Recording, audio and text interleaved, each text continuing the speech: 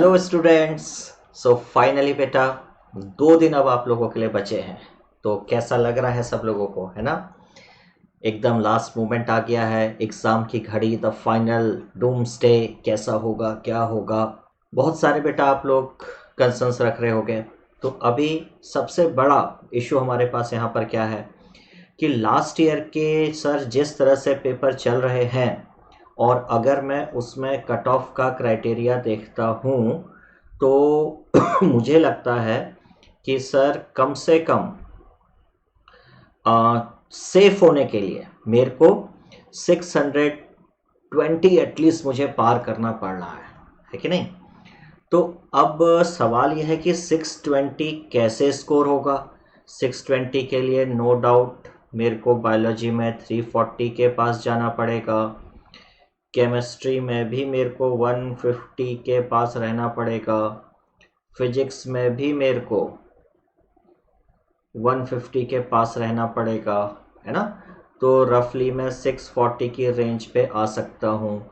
यानी कि आप ये कह सकते हो कि रफली मतलब एक सेफ जोन में आने के लिए और एक अच्छा अगर मैं कॉलेज सोच रहा हूँ तो लास्ट ईयर के पैटर्न के हिसाब से देखो तो 640 आने पर काफ़ी हद तक मैं क्या हो जाऊँगा, सेफ हो जाऊँगा।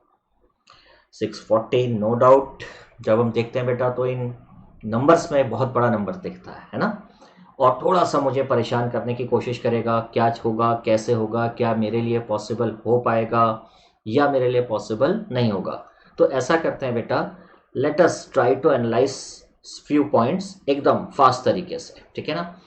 अगर बेटा हम 2020 का और 2019 का पेपर देखें तो आपको एक चीज़ समझ में आएगी कि मॉडर्न वाले पार्ट से ऑलमोस्ट 5 to 6 क्वेश्चन।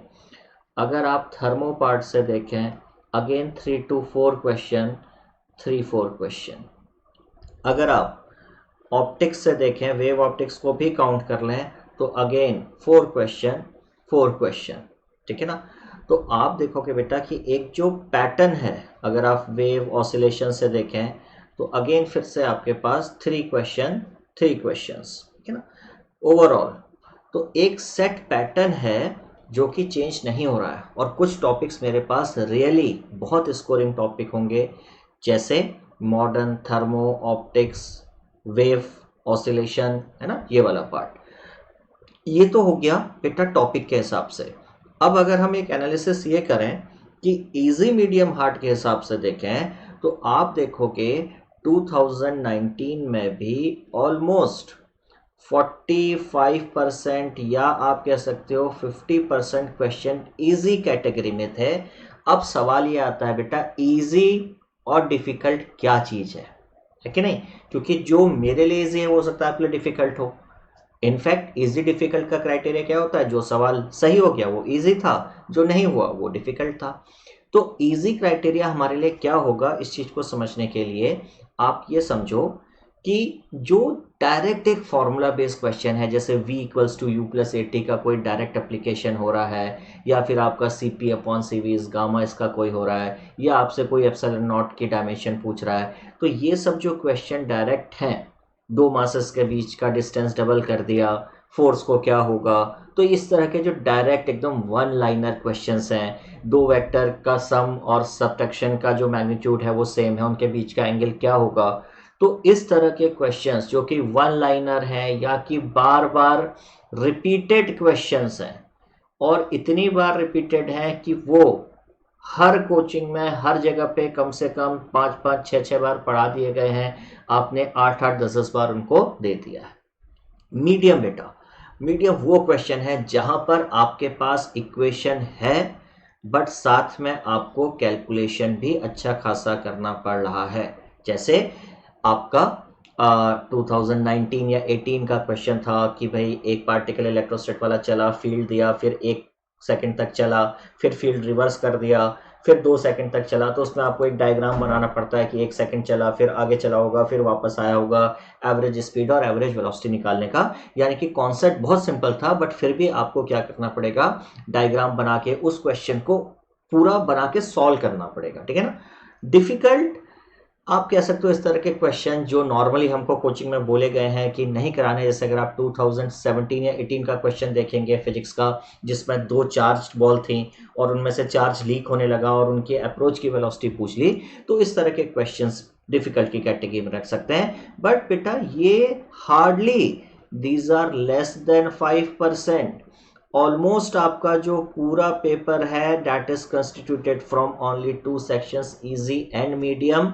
और इसमें भी अगर आप एनालिसिस करो तो 50% पेपर में प्रीवियस ईयर के क्वेश्चन एज सच आ जा रहे हैं। ठीक है, तो अब आपको नंबर तो बेटा बहुत बड़ा दिख रहा है कि क्या मेरा 150 ला पाऊंगा कि नहीं ला पाऊंगा। अब आप मुझे बताओ कि अगर आपके पेपर में 23 क्वेश्चंस जस्ट रिपीट हो रहे हैं, तो अगर ये 23 क्वेश्चंस या 22 क्वेश्चन या 25 क्वेश्चंस रिपीट हो रहे हैं, तो 100 मार्क्स तो बेटा सीधे सीधे आपके पास खड़े खड़े आ जा रहे हैं। ये तो कहीं गया ही नहीं, तो इसमें तो आपको कोई टेंशन होनी नहीं चाहिए। इसके अलावा जब हम कह रहे हैं कि डिफिकल्ट क्वेश्चन 10% भी नहीं है, यानी कि 45 का 10% हार्डली 4 या 5 क्वेश्चन बन रहा है, 5% 2 या 3 क्वेश्चन होंगे, तो हार्डली 3 क्वेश्चंस ऐसे होंगे जो कि आपके डिफिकल्ट की कैटेगरी में आएंगे। तो अगर आप 40 क्वेश्चन भी करते हो बच्चे, तो आपके 160-150 मार्क्स कहीं नहीं जाने वाले हैं। बस आपको क्या समझना है, लास्ट मोमेंट पे क्या मत करिए।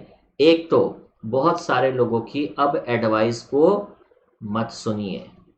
दूसरा, इस वक्त HC वर्मा या DC पांडे या JEE एडवांस टाइप के सवाल मत करिए। ठीक है।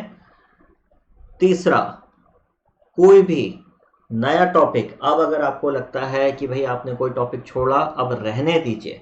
उससे बेटर है जो आपने पढ़ा है, आप पढ़े हुए को सिर्फ क्या करिए, रिवीजन करिए। ये तो हो गया बेटा नॉट टू डू। क्या करिए, व्हाट टू डू। इस लास्ट मोमेंट पे आपको क्या करना होगा, इस चीज को आप समझिए। आपको करना है सबसे पहला, प्रीवियस ईयर क्वेश्चन की प्रैक्टिस करिए। इस वक्त चाहे तो सॉल्व मत करिए, क्वेश्चन देखिए, जस्ट उसको समझिए कि ये मैं ऐसे ऐसे करता, just go to the solution, देख लीजिए आप सही कर रहे हैं कि नहीं कर रहे हैं। अब आप कैलकुलेशन पे टाइम वेस्ट मत करिए। आपने जितने आपके सेल्फ मेड नोट्स हैं या आपने जो भी मेमोरी मैप्स या माइंड मैप्स टाइप की चीजें बनाई हैं, उन सब चीज़ों को स्कैन करिए। जब आप चाय पी रहे हैं, जब आप ब्रेकफास्ट कर रहे हैं, आप ब्रश कर रहे हैं, कुछ भी कर रहे हैं, हाथ में नोट्स लेके आप उनको रिवाइज करिए। रिवाइज करने के बाद आंख बंद करके उनको अपने सामने विजुलाइज करने की कोशिश करिए। ठीक है। तीसरा, आराम से रहिए, प्रॉपर स्लीप लेना है बेटा। अब ये नहीं कि रात भर जग के पढ़ाई नहीं करनी है। जितना जिसको फ्रेश लगता है सोने में, 6 to 8 आवर्स का स्लीप आप लीजिए। ठीक है ना। इतना नींद आपके लिए जरूरी है। टेंशन बिल्कुल नहीं लेनी है, फालतू का बैठ के सोचना नहीं है पेपर कैसा आएगा। पेपर बहुत आसान आएगा बेटा। किसी की आपसे कोई पर्सनल व्यक्तिगत दुश्मनी नहीं है कि आपके लिए पेपर को बहुत ही हार्ड बनाए। ठीक है ना। तो बहुत छोटी सी चीजें हैं, ऐसा नहीं है कि बच्चे आप लोगों को पता नहीं है। सब लोगों को ये सारे पॉइंट्स पता है, बट होता क्या है, क्योंकि आप लोग घबरा रहे होते हो, तो इसलिए एक छोटे से वीडियो के थ्रू मैंने कोशिश करी आप लोगों को कंसोल करने की। बिल्कुल चिल रहिए, कूल रहिए। आप लोगों ने बहुत अच्छे से पढ़ाई करी है साल भर। बस आपको कहीं पे भी प्रेशराइज नहीं होना है, घबराहट को अपने ऊपर हावी नहीं होने देना है। डीप ब्रीदिंग करिए, चिल रहिए। मैंने पढ़ा है, मैंने टेस्ट दिए हैं, मैं लगातार अपने माइंड मैप्स को देख रहा हूं। मैं इंपॉर्टेंट फॉर्मूले पकड़ लीजिए, क्योंकि बेटा 60 to 70% पेपर आपका डायरेक्ट फॉर्मूले से हो जाना है। तो बिल्कुल नहीं घबराना है बेटा, आराम से रहिए, बहुत अच्छा करके हमको आना है। बाकी जो भी एनालिसिस करनी है 12 तारीख के बाद करेंगे, 13 तारीख से करेंगे। क्या होगा पेपर में, क्या हुआ, अभी से सोचकर कोई फायदा नहीं। तो बस लास्ट एडवाइस मेरी बेटा, अच्छे से करो, टेंशन मत लो। प्रीवियस ईयर क्वेश्चन पे फिजिक्स पे ध्यान दो। जो टॉपिक मैंने आपको बताया, modern physics, thermodynamics, waves oscillation, gravitation, है ना, ये सब पे थोड़ा सा फोकस कर लो। और कल हम लोग, क्योंकि मॉडर्न फिजिक्स हम देख रहे हैं बेटा बार बार 5 से 6 सवाल आ रहे हैं इंक्लूडिंग इलेक्ट्रॉनिक्स, तो कल ध्यान रखना बेटा, कल फिर से हम लोग एक सेशन कंप्लीट करेंगे पूरा मॉडर्न फिजिक्स इंक्लूडिंग इलेक्ट्रॉनिक्स का, ताकि जो भी लास्ट मोमेंट पे जिसका नहीं रिवीजन है, ताकि जिसको लगता है कि अभी भी उसने मॉडर्न फिजिक्स को छोड़ा हुआ है, मॉडर्न फिजिक्स की अच्छी बात यह है कि इसको आगे पीछे कोई ज़रूरत नहीं किसी चीज़ की बेसिक नॉलेज की, आप जीरो से भी शुरू करोगे 2 से 3 घंटे में आप मॉडर्न फिजिक्स को समझते हुए अच्छे से उसके कॉन्सेप्ट रिवाइज कर सकते हो। तो बेटा कल मिलेंगे मॉडर्न फिजिक्स के रिवीजन के साथ, ठीक है? Okay, bye bye, good night.